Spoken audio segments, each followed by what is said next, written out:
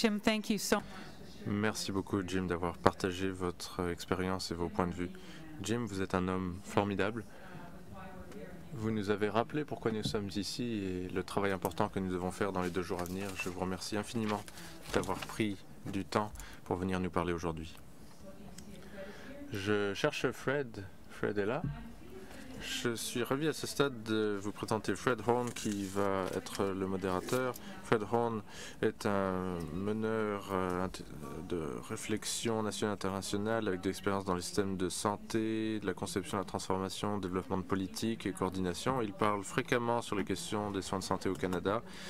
Fred a été le ministre de la Santé de l'Alberta de 2011 à 2014, où il était responsable d'un budget des services de santé de 18 milliards de dollars en Alberta. Et c'est le 5e plus grand employeur au Canada, ce système de santé en Alberta. Il est actuellement directeur de Horn et Associés, des consultants de politique publique et professeur adjoint à l'école de santé publique de l'Université d'Alberta. Il détient un diplôme de l'Université Royal Roads et un certificat de résolution de conflits de l'Université de York. Bienvenue.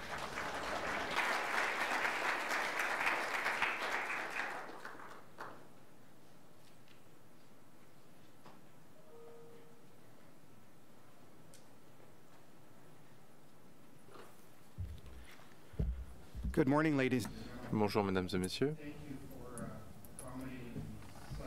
Merci de vous adapter aux légers changements au programme ce matin. C'est un grand plaisir pour moi que d'être ici aujourd'hui et d'avoir le privilège d'être le modérateur durant les 2 prochains jours. Je suis sûr que vous pensez la même chose que moi. J'ai pu écouter la plupart de vos observations, Monsieur Mulcahy, sentir l'effet de vos paroles et cet appel à l'action qui est lancé aux dirigeants dans cette salle et dans tout le pays lorsqu'il s'agit de la question de savoir comment améliorer l'accès aux soins palliatifs pour les Canadiens. Je vous dirais en passant que pour quelqu'un qui a travaillé en soins de santé pendant des années dans les politiques, mais surtout en tant que ministre de la Santé, j'ai été frappé par le nombre d'Albertains qui me parlaient de leur expérience personnelle, d'avoir à prendre soin d'un membre de la famille, d'un être aimé et des difficultés auxquelles ils faisaient face. Et dans certains cas, c'est des difficultés qui me semblaient inutiles. On n'aurait pas dû avoir à faire face à tant de difficultés, il n'y avait pas d'explication. Mais ça rendait bel et bien leur vie très difficile. Et tandis que je réfléchissais à ces 3 années où j'étais ministre, ma conclusion a été que les soins palliatifs sont trop souvent orphelins du système de santé au Canada. C'est quelque chose qui est trop souvent perçu comme étant un service spécialisé ou périphérique au système. On n'en parle pas souvent, pas de façon très approfondie dans la société. Et les soins palliatifs ont besoin de trouver leur foyer dans le système de santé. Ça a besoin d'être intégré, de faire partie de la santé générale. Et c'est pourquoi je suis vraiment ravi de faire partie de cette conférence. Je vais faire quelques présentations dans un instant, y compris le président de notre panel, mais j'ai la responsabilité de faire quelques annonces d'ordre pratique, ce que je vais faire maintenant, avec votre indulgence.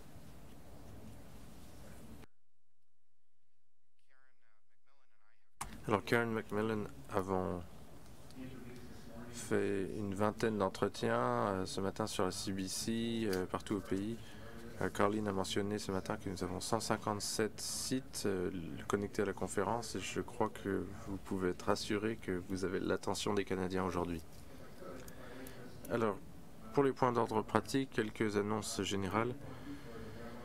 Il est très important pour le public sur le web que l'on commence les séances à l'heure. On vous demande de garder un œil sur votre montre durant les pauses. Box Associates qui mèneront la conférence sonneront une cloche à la fin de chaque pause et ça sera votre indication qu'il faut retourner vous asseoir.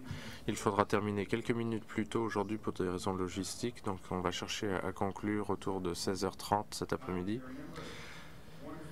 Il y a plusieurs très belles pièces d'exposition au fond de la salle. On vous demande de prendre le temps durant les 2 prochains jours d'aller voir ça. Il y a une erreur à noter, la page 8 au programme. Le mot de passe Wi-Fi peut être trouvé, cependant le mot de passe n'est pas le bon. Au lieu de PCM 2016, le mot de passe c'est PCM 2016 avec un point d'exclamation. Voilà, il manquait le point d'exclamation pour le code Wi-Fi. Au troisième étage, et je n'ai pas eu l'occasion d'aller voir ça moi-même, mais au troisième étage du Salon Rideau, vous verrez la même salle de réflexion Elisabeth. C'est un lieu qui a été désigné pour prendre un instant, réfléchir et partager vos expériences. Je comprends que c'est un environnement remarquable qui vous est offert pour votre confort et on vous encourage à en profiter. C'est la salle de réflexion de Sainte-Élisabeth au troisième étage. À la fin des présentations des experts scientifiques, il y a des présentations PowerPoint et le résumé de leurs documents sera mis sur le site web palliativecarematters.ca. Alors dès que nos experts commenceront à vous parler, ces documents seront disponibles.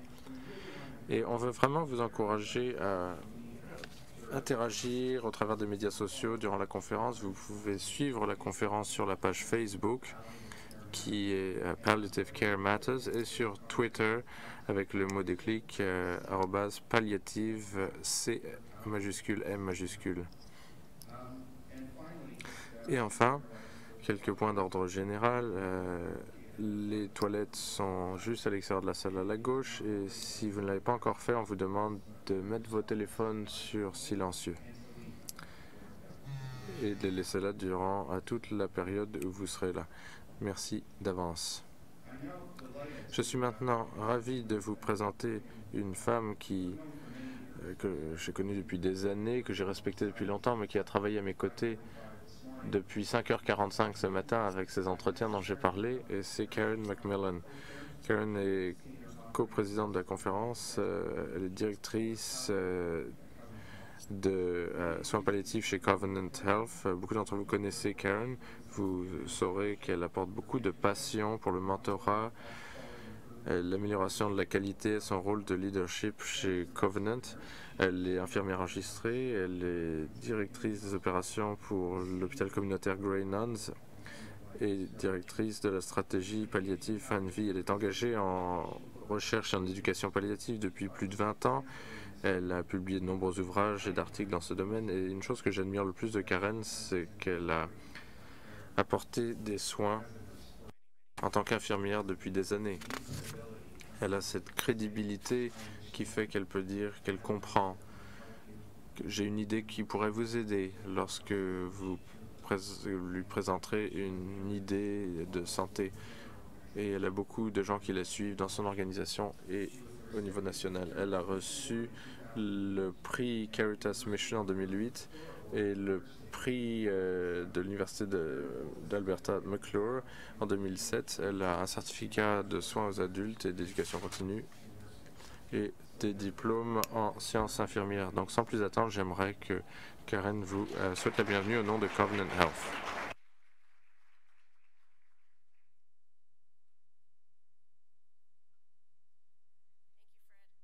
Merci Fred. C'est difficile de vous souhaiter la bienvenue après avoir écouté Jim. On a pu vous entendre par webcast au début de la présentation, on faisait des entretiens et on vous a entendu donc et je sais que votre histoire a touché tout le monde dans cette salle et les gens qui nous écoutent partout au Canada. Ce que je voudrais commencer par dire, c'est que je ne serai jamais une journaliste du matin parce que 5h45 le matin, c'est un peu trop tôt pour moi. Et d'avoir temps à parler, c'était pas facile. Je crois que je suis en train de perdre ma voix, alors je vous demande de m'en excuser. Mais on a eu des échanges importants. Et ce que Fred et moi avons pu faire avec ces 20 entretiens, c'est donner aux gens le site web de palliativecarematters.ca et demander aux gens qui se joignent à nous sur le webcast. Alors j'espère que beaucoup d'autres Canadiens se joindront à nous dans les 2 jours et demi à venir à partager leurs histoires, poser leurs questions et que ça devienne un échange plus global partout au pays. Donc je suis honoré d'être en votre présence et mes salutations seront très courtes pour que l'on puisse se mettre au travail dans le cadre de notre conférence. Donc soyez les bienvenus ce matin à cette conférence de développement sur les soins palliatifs, forger un consensus national. C'est la 3e phase où les Canadiens ensemble peuvent décider de la direction que doivent prendre les soins palliatifs. J'ai le plaisir de vous accueillir au nom de Covenant Health. Nous faisons partie du plus grand système de soins de santé catholique au Canada. Nous travaillons en Alberta au système d'un système intégré des soins de santé de l'Alberta. Nous offrons des soins aux plus vulnérables de notre société et aux gens qui font face aux moments de grande vulnérabilité dans leur vie. Ça fait partie de notre mission. Soins palliatifs font partie de l'héritage de Covenant Health. Ça remonte à nos racines. Les premières sœurs qui sont venues en Alberta pour s'occuper des malades et des mourants ont fait cela il y a plus de 150 ans. Elles ont reconnu le besoin de soins de santé palliatifs à Edmonton et ont établi le premier programme d'hôpital à l'hôpital général d'Edmonton en 1995. Et voilà mes racines qui remontent à presque 30 ans en soins palliatifs. Aujourd'hui, nous sommes ravis de dire que nous avons présenté le concept d'un programme de soins palliatifs coordonné en 1995. Ce modèle a été de plus en plus reconnu comme la meilleure pratique dans de nombreux pays. Nous avons un programme tertiaire de classe mondiale. Nous avons 119 lits en soins palliatifs dans la province et beaucoup de nos établissements offrent des soins de fin de vie.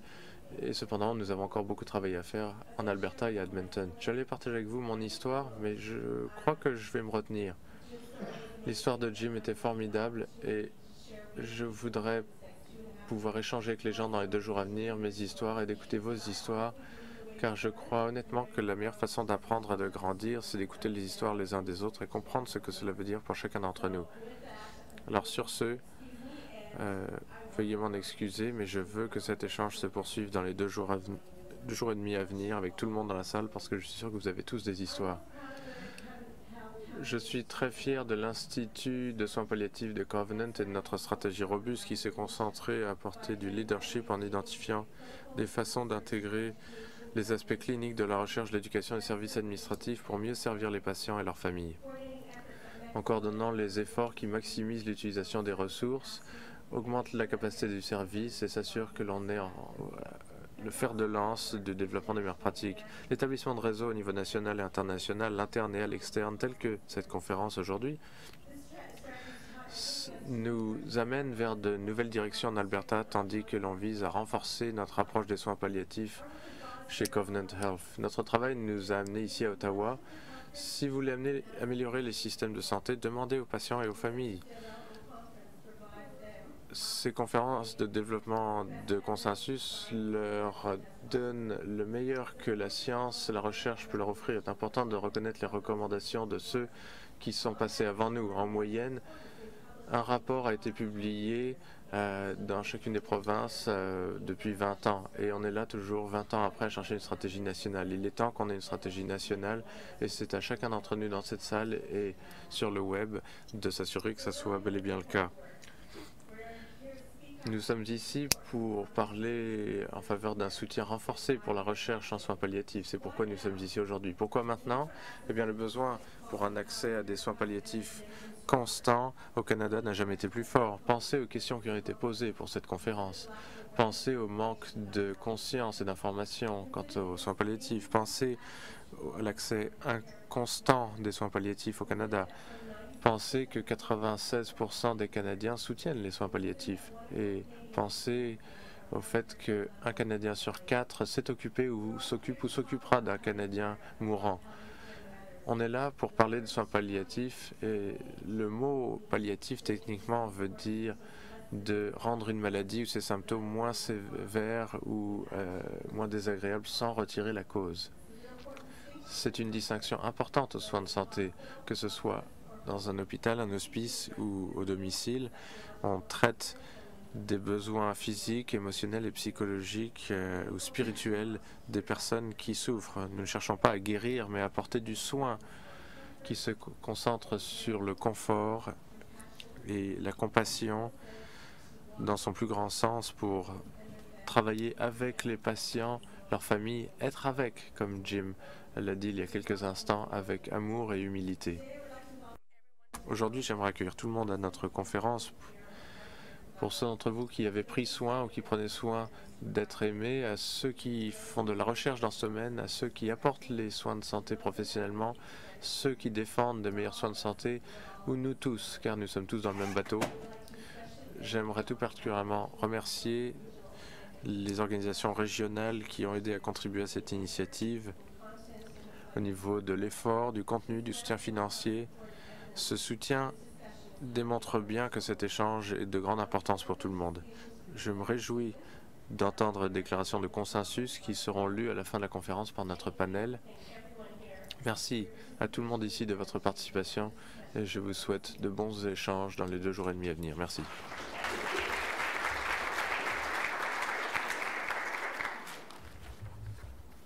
Thank you very much, Karen. Merci beaucoup, Karen. Avant de vous présenter notre prochain intervenant, je voulais porter votre attention à un insert dans le programme, une lettre d'accueil de la ministre de la Santé, Jane Philpott. Si vous avez un instant pour lire la lettre, je suis sûr que vous serez aussi encouragé que moi de l'entendre réitérer à nouveau à quel point c'est important pour elle les soins palliatifs dans le contexte des soins de santé au pays. Vous noterez également qu'elle parle de l'engagement du gouvernement du Canada à fournir 3 milliards de dollars pour améliorer les soins à domicile, incluant les soins palliatifs, dit-elle. Et donc avec ce soutien ministériel, j'ai eu l'occasion de parler à la ministre à quelques reprises de ce sujet. C'est un grand plaisir pour moi de vous présenter notre prochain invité qui parlera au nom du gouvernement du Canada à la place de la ministre qui ne pouvait pas se joindre à nous en personne. Marcel Saulnier est sous-ministre adjoint associé de la direction de la politique stratégique Santé Canada où il travaille vers le développement d'un nouvel accord en santé. Il a été dans d'autres postes importants chez Santé Canada, tels que directeur général des stratégies de soins de santé, directeur général de la planification de l'organisation de politique. Il a joué un rôle clé dans le soutien du panel fédéral consultatif sur l'innovation en soins de santé, qui a publié son rapport en juin 2015. La carrière de Marcel a inclus des postes de leader en politique à l'Association médicale canadienne, au bureau du Premier ministre, chez Finance Canada, au Forum national sur la santé, Santé et Bien-être Canada. Marcel a une maîtrise en économie de l'Université de Montréal et un diplôme en économie de l'Université d'Ottawa. Avant de passer la parole à Marcel, je dois publiquement remercier Marcel du soutien et du leadership dont il a fait preuve, pas simplement ces dernières semaines, mais depuis 1 an, pour que cette conférence devienne une réalité et pour vraiment s'engager au nom du gouvernement dans cette initiative importante. J'étais ravi de faire sa connaissance il y a environ 1 an. Son soutien a été sans relâche et donc sans plus attendre, j'aimerais vous passer la parole, Marcel.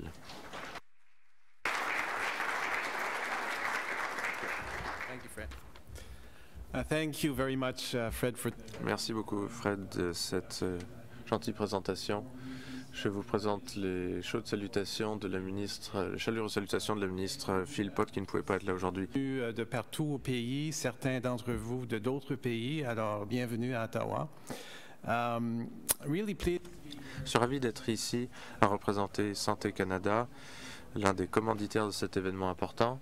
J'aimerais remercier les organisateurs et les autres contributeurs qui ont rendu cette conférence possible. C'est formidable que d'être ici avec un groupe de gens si dévoués qui veulent faire avancer les soins palliatifs et les soins de fin de vie au Canada. Je suis impressionné par la diverse représentation qui est là, avec chacun d'entre vous qui a apporté des points de vue uniques. Il y a un dialogue important qui se met en place au pays quant à l'accès des soins de palliatifs de qualité pour tous les Canadiens. Je suis confiant que les échanges qui auront lieu dans les 3 jours à venir enrichiront ce dialogue national. Et il y a également un autre dialogue important au Canada actuellement, et il s'agit de l'accord en santé, comme Fred le disait. Il s'agit de cette idée que les gouvernements de ce pays peuvent se rassembler et se concentrer sur des domaines qui sont pour eux les plus importants et qui ont besoin d'attention pour améliorer la qualité, la disponibilité des soins de santé pour les Canadiens. Et l'un de ces domaines, c'est les soins à domicile. Et notre ministre a fermement exprimé que de faire avancer les soins palliatifs et de fin de vie font partie intégrante de son programme prioritaire. Et cette conférence est donc à l'intersection, au carrefour de tous ces dialogues importants. Je vous encourage donc à défendre ceux qui travaillent bien dans votre région du pays, à en faire la promotion tandis que vous vous écoutez dans les jours à venir. Contribuez vos idées, vos exemples pour que nous puissions apprendre les uns des autres. Et en même temps, je vous encourage à être créatif, à être novateur. On ne sait jamais d'où pourrait venir la prochaine grande idée. Ceux d'entre vous chez Santé Canada et plusieurs d'entre nous ici qui prêteront grande attention dans les jours à venir, le dernier rapport qui émerge de cette conférence aidera à informer notre travail et j'espère de votre travail également, tandis qu'on explore des façons d'améliorer les soins palliatifs et de fin de vie pour les Canadiens. Merci et je vous souhaite une bonne conférence.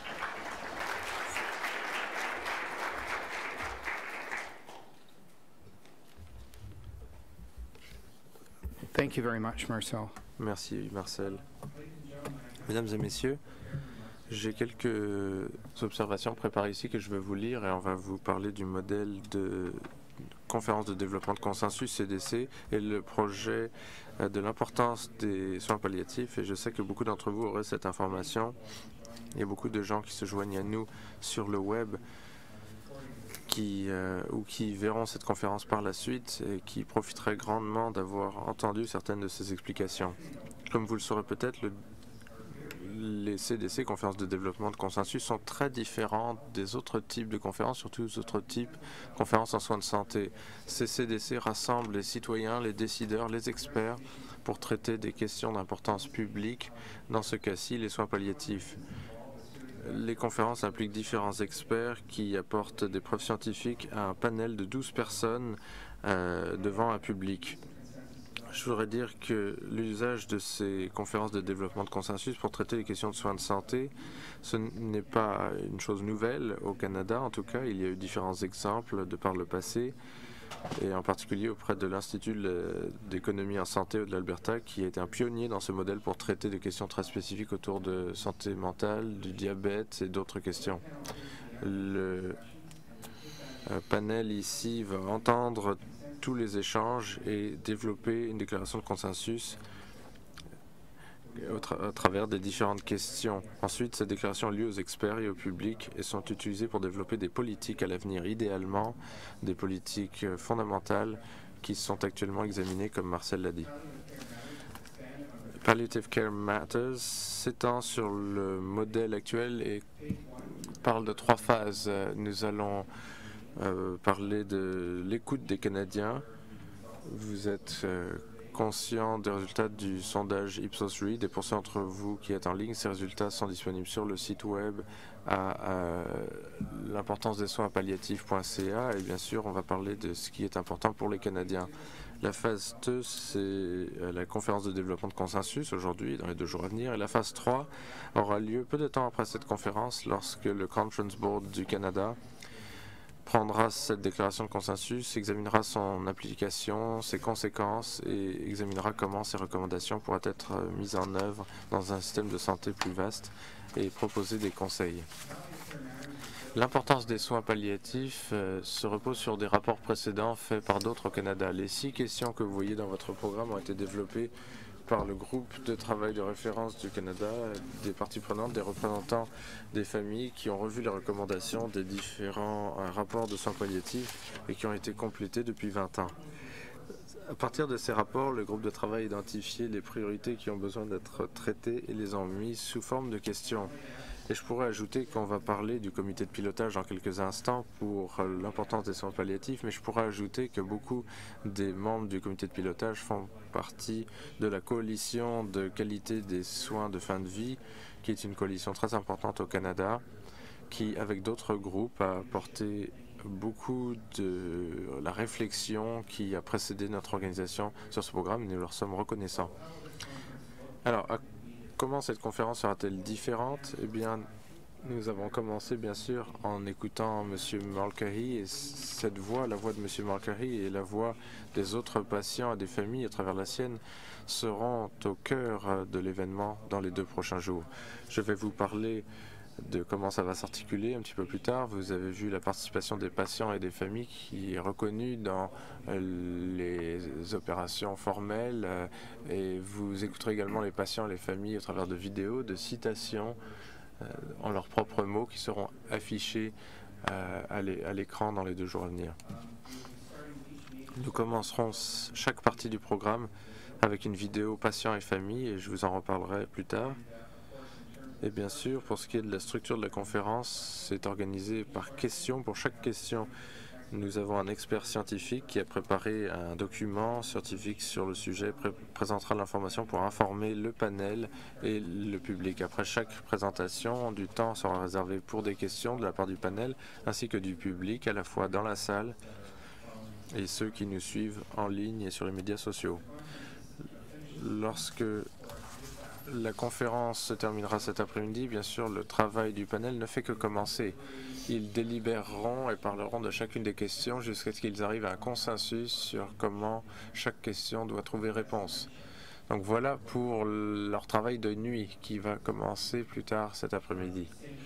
Le même processus doit se faire le 2e jour et puis mercredi matin, nous aurons la déclaration de consensus lue par le président du panel qui sera lue dans quelques instants. Et après cette déclaration, il y a une courte période pour que vous puissiez poser des questions au panel sur leurs découvertes et leur expérience.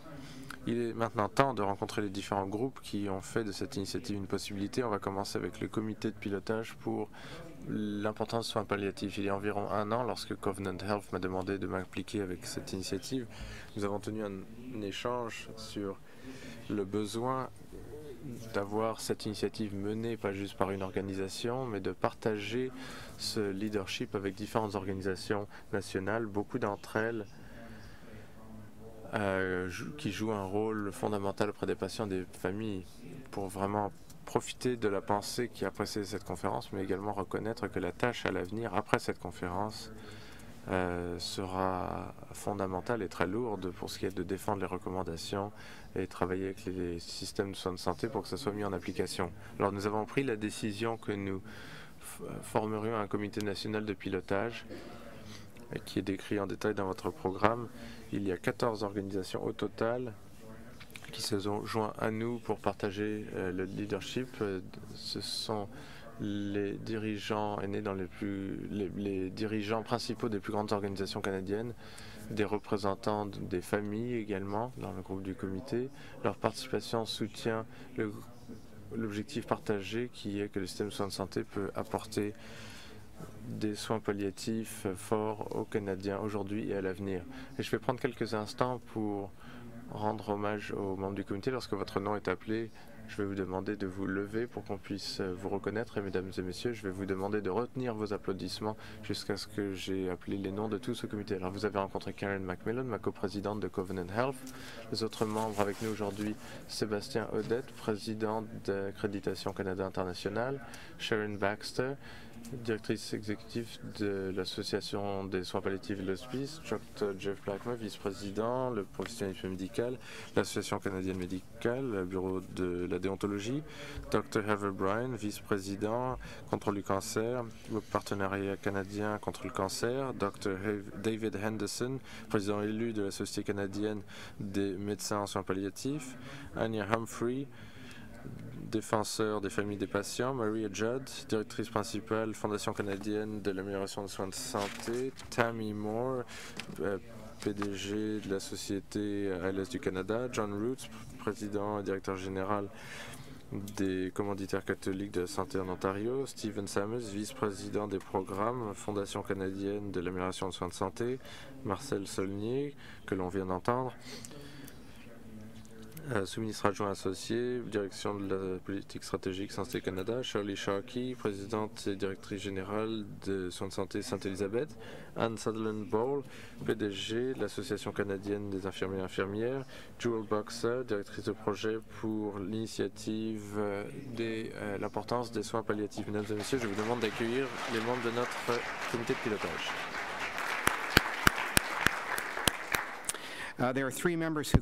Il y a 3 membres qui n'ont pas pu être des nôtres aujourd'hui, mais j'aimerais noter aussi leur participation et leur appui. La Dr Catherine Todd, vice-présidente recherche, innovation et analytique au Alberta Health Services. Russell Williams, président du réseau canadien des personnes vulnérables. Et Shirley Jameson, PDG du partenariat canadien contre le cancer. Merci beaucoup à tous les membres du comité directeur et pour votre appui au cours des derniers mois. L'autre groupe, bien sûr, que j'aimerais prendre un moment pour remercier en ce moment, ce sont nos commanditaires. Leur appui a aidé à vous offrir cet excellent événement. Ils ont été très généreux. Je vais vous demander de prendre un moment pendant la conférence pour les remercier personnellement. Vous trouvez les noms de nos commanditaires dans le programme et vous allez voir le nom sur leur porte-nom aussi. Donc, est-ce que je peux demander à tous les commanditaires qui sont dans la salle de se lever ensemble et je vais dire vite les organismes. St. Elizabeth Healthcare, Agrément Canada, l'Association médicale canadienne, Santé Canada, l'Association canadienne des infirmières et infirmiers, Providence Healthcare, le partenariat canadien contre le cancer, le Catholic Health Alliance of Canada, St. Joseph Health System, Virtual Hospice, St. Joseph's Healthcare Society à London, St. Joseph's Health Center, je veux dire à Sudbury, le Catholic Health Corporation of Manitoba, le St. Joseph General Hospital à Comox, en Colombie-Britannique, et la Fondation canadienne pour l'amélioration des soins de santé. Merci beaucoup, mesdames et messieurs, pour votre appui généreux. Et enfin, avant d'arriver à la présentation de notre président du panel et du panel même, je tiens à reconnaître, vous avez déjà rencontré Caroline Bernice, directrice de l'Institut de la santé, et le Dr Conrad Fassbender, qui est le directeur scientifique de l'Institut. Ces deux individus, notamment, ont travaillé continuellement au cours de la dernière année et m'ont toléré, et ont toléré d'autres aussi, et en en misant sur leur vision pour la conférence. J'ai maintenant l'honneur de vous présenter le président de notre panel, et c'est quelqu'un que tout le monde ici dans cette salle reconnaîtra. Don Newman a une profondeur d'expérience, d'expertise et de réseau dans les médias, dans la politique et dans le monde des commerces. Lui permet d'offrir des conseils incroyables en matière d'affaires publiques et de médias. Et au cours de ma vie, il a joué un rôle très important en m'expliquant et en expliquant aux Canadiens comment les questions qui confrontent notre pays, les perspectives des décideurs et des Canadiens vis-à-vis de ces questions et sa propre sagesse individuelle qui ont été très utiles comme personne qui écoute Don et comme individu qui a eu l'occasion de travailler étroitement avec lui sur ce projet. Il est clairement un des journalistes canadiens les plus respectés et un diffuseur qui a mérité des prix. Il est membre de l'Ordre du Canada, membre à vie et ancien président de la Tribune de la presse parlementaire canadienne, et il a reçu de nombreuses autres distinctions, prix et diplômes honorifiques, trop nombreux pour donner dans cette présentation. En plus d'être un consultant sur les affaires publiques, c'est un orateur, un modérateur, un commentateur politique et un auteur récemment. Sa mémoire récente, Welcome to the Broadcast, a été publié par HarperCollins en 2013. Donc, avant de vous demander de venir présenter les membres du panel, j'aimerais vous remercier personnellement d'avoir accepté de participer à ce projet. Je ne peux pas imaginer un Canadien plus distingué et qui mérite plus de confiance, à qui j'aurais demandé de mener ce que je considère être un exercice tellement important et un débat qui est tout à fait nécessaire au Canada, comme jamais auparavant. Mesdames et messieurs, Don Newman.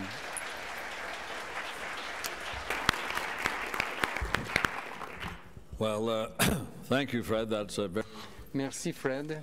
C'est une présentation très généreuse, je dois dire, et c'est apprécié. Avant de vous présenter les membres du panel de citoyens, avec l'idée que la santé est à la fois une question provinciale et fédérale, j'aimerais présenter, parce que je le vois directement devant moi, John Fraser, qui est un membre de la législature ontarienne d'Ottawa-Sud. C'est l'adjoint parlementaire. Je crois que c'est ce que l'on vous appelle adjoint parlementaire au ministre de la Santé. Et il m'a envoyé un rapport. Je ne savais pas qu'il serait ici ce matin. les soins palliatifs et de fin de vie, le rapport de table ronde provinciale qu'il a mené pour le gouvernement de l'Ontario. Donc, s'il vous plaît, levez-vous rapidement et accueillons John Fraser. J'ai le plaisir, bien sûr, de vous présenter le panel des citoyens. Comme Fred a dit, le travail de ce panel au cours des 3 prochains jours consistera à préparer une énoncé de consensus national qui répondra aux 6 questions que vous voyez imprimées dans votre programme. Les membres du panel de citoyens ont été choisis soigneusement. Plusieurs individus avaient été recommandés et ils ont dû compléter un questionnaire d'auto-évaluation et nous avons tenu des entrevues avec chaque personne. Il nous fallait un panel équilibré qui reflète dans la mesure du possible la population canadienne, équilibrée au niveau de la géographie, par province et par division entre l'urbain et le rural, par ethnicité, sexe, âge, certains qui ont de l'expérience dans le domaine de la santé et d'autres dans le domaine des soins palliatifs. En plus d'assurer l'équilibre du panel, chaque membre du panel devait être autonome et neutre, c'est-à-dire non gouvernemental et non de groupe de représentation. Il fallait être capable de peser les données, être prêt à travailler de façon collaborative et être des personnes tout à fait prêtes à réfléchir. Nous savons que c'est vrai, mais nous allons vous demander de travailler de cette façon au cours des prochains jours. Et nous sommes heureux de vous dire que le panel satisfait à ces critères et plus. C'est un panel composé de volontaires et nous sommes très reconnaissants que ces membres du panel ont accepté de donner de leur temps, de leur talent et de leurs compétences pour contribuer à cette initiative importante. Je vais présenter brièvement chaque membre du panel. Leur biographie complète se trouve dans le programme, bien sûr, et sur le site Web. Je vais demander à chaque membre du panel de citoyens de se lever lorsqu'on les présente. Vous n'avez pas besoin de rester debout tout au long. Vous pourrez vous asseoir dès que je passerai à la personne suivante. Mais commençons ici en bas par Penelope Hedges. Elle est comptable agréée spécialisée dans la technologie de l'information et au cours de sa carrière, elle a agi en tant que témoin expert pour des affaires portant sur les entreprises, des contrats et des litiges de responsabilité. Elle a géré la plus vaste réclamation relative à une construction du Canada. En 2012, Mme Hedges a reçu un diagnostic de cancer ovarien. Elle est représentante des patients et des familles dans divers comités en Colombie-Britannique. Merci, Penelope. The Reverend Dr. Mark Jerry is Le révérend Dr. Mark Jerry, c'est un pasteur, professeur d'université et économiste, et il est de Red Deer en Alberta. En tant que personne offrant des soins spirituels, le Dr. Jerry offre son expérience comme chapelain des soins palliatifs à l'hôpital Saint-Paul à Saskatoon, dans le cadre d'une équipe de soins médicaux et palliatifs pour des cas terminaux. Le Dr. Jerry a aussi beaucoup d'expérience en ce qui concerne les questions de soins de fin de vie en agissant dans son rôle comme membre du clergé. Merci.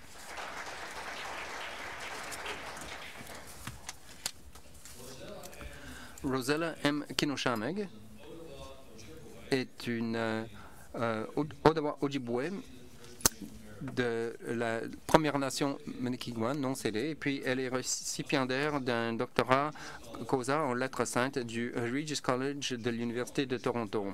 Elle a été reconnue récemment par une médaille Pro Ecclesia et Pontifice, un prix conféré par le pape à des laïcs pour leur service distingué à l'Église. Au cours de ses 48 ans de carrière en soins infirmiers, elle a siégé à un grand nombre de pratiques en enseignement et en promotion d'un éventail de questions, dont les soins palliatifs et de fin de vie, ainsi que les soins en centre de soins palliatifs. En outre, elle a occupé des rôles et s'occupe à présent pour les politiques et procédures palliatives pour le programme pour les Premières Nations. Merci, Rosella. Ghislain Savoie est un titulaire de bourse doctorale du Conseil du Canada.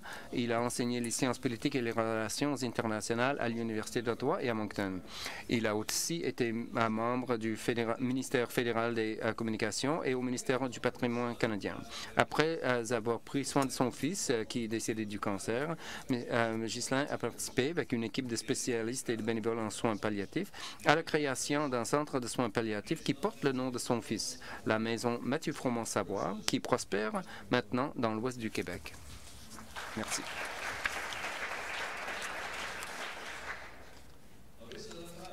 Marissa Lepage. Marissa a grandi dans la communauté francophone de la Saskatchewan et vit maintenant en Ontario. Elle est pathologiste du discours et ainsi que médecin et est en congé de maternité de sa résidence en psychiatrie, orthophoniste, c'est-à-dire. Elle a une passion pour les soins palliatifs depuis de nombreuses années. D'abord comme membre de la Allied Health Team qui a témoigné le besoin irréfutable pour les services palliatifs et de fin de vie et aussi en tant qu'étudiante en médecine des unités palliatives et sur la route avec des médecins en soins palliatifs. Elle espère un jour offrir des services psychiatriques dans le cadre d'une équipe de soins de santé et psychosociaux en oncologie et soins palliatifs. Marissa, merci. Passons maintenant à la deuxième rangée. Et nous commencerons par Kerry Stewart, qui est directeur à la retraite et ancien membre de 3 panels en Ontario et 3 panels experts en éducation de l'Ontario. Madame Stewart a vécu des expériences personnelles en soins palliatifs avec 3 de ses proches. Elle est actuellement membre bénévole des comités consultatifs du patient et de la famille de l'hôpital général de Kingston et du centre de cancérologie du sud-est de l'Ontario. Merci. Earl Campbell. Earl est de l'Ontario et est ancien chef de la direction du Scarborough Board of Education. Il a été membre du comité exécutif d'un certain nombre d'organismes. Il a connu les soins palliatifs avec son père, sa mère, sa tante et un ami et offre des conseils concernant les soins par le biais de son Église. Elle a présenté à des groupes communautaires concernant l'importance des soins avancés, les conversations dans ce domaine. Merci beaucoup, Earl. Serena Lewis. Serena est travailleuse sociale enregistrée dans un centre communautaire de soins palliatifs ainsi qu'éducatrice en milieu de travail en Nouvelle-Écosse. Avec conseil de bénévoles, a mis sur pied un programme communautaire de soins palliatifs à Truro en Nouvelle-Écosse. C'est la passion pour les soins palliatifs en centre hospitalier. Et puis, je crois que toutes les familles canadiennes ont besoin d'une expérience exceptionnelle en fin de vie. Elle offre des conseils aux familles et aux individus en train de vivre la mort. Et puis, offre de l'éducation concernant les impacts sociaux, affectifs, financiers et spirituels de la mort. Ahmad Sabet Gahadam. Ahmad est un chercheur, conseiller et directeur, expert dans les ponts entre les cultures, PDG d'une petite entreprise et mentor des petites entreprises. Il a aussi un doctorat en éducation interculturelle internationale de l'Université de l'Alberta et a complété le programme de mentorat des petites entreprises. Depuis 8 ans, il est PDG et assure les opérations du premier restaurant perse à Edmonton, qui ne sert que la cuisine de style maison de la Perse. Et nous irons tous là déjeuner quand nous serons à Edmonton. Ahmed, merci. Penny Erickson. Penny est l'ancienne doyenne des soins infirmiers et professeure émérite à l'Université du Nouveau-Brunswick et agit maintenant en tant que conseillère de l'expérience familiale dans cette province. Madame Erickson a passé 7 mois dans un contexte de soins aigus avec son mari avant sa mort en 2013. Ceci lui a démontré le besoin d'efforts à la fois du fournisseur des soins de la santé et des patients et familles pour améliorer les soins en améliorant la sûreté, la sécurité civilité. L'objectif de Penny est d'assurer que les patients, les familles et les membres du personnel ressentent ces soins dans le système de la santé. Et Kenneth MacDonald. Ken est un professeur de géographie et de planification, urbanisme, à l'Université de Toronto, nommé en même temps au Centre pour le diaspora et les études transnationales et au Centre des études en développement critique. Son intérêt vis-à-vis des soins palliatifs ont résulté de sa mère qui a été diagnostiquée avec le cancer de l'utérus terminal et elle avait besoin d'aide pour remplir son désir de mourir à la maison. Les 6 mois qu'il a passé avec sa mère qui mourait a ouvert ses yeux à l'envergure du problème auquel font face les patients, les praticiens et le système des soins de la santé en général. Merci, Ken. Donc, ensemble, joignez-vous à moi pour remercier le panel des citoyens d'avoir accepté de jouer ce rôle crucial dans notre conférence. Fred, comme vous le savez, le panel des citoyens lit et se prépare pour cette conférence depuis un mois. Et nous sommes tout à fait prêts à écouter les experts, poser des questions et bénéficier des questions et des réponses de vous, les délégués, et à commencer à écrire les réponses à ces 6 questions. Le panel de citoyens a énormément de fierté et se sent humble de participer à cette initiative si importante qui a le potentiel de changer les soins et les services que les individus reçoivent à la fin de leur vie. Merci beaucoup.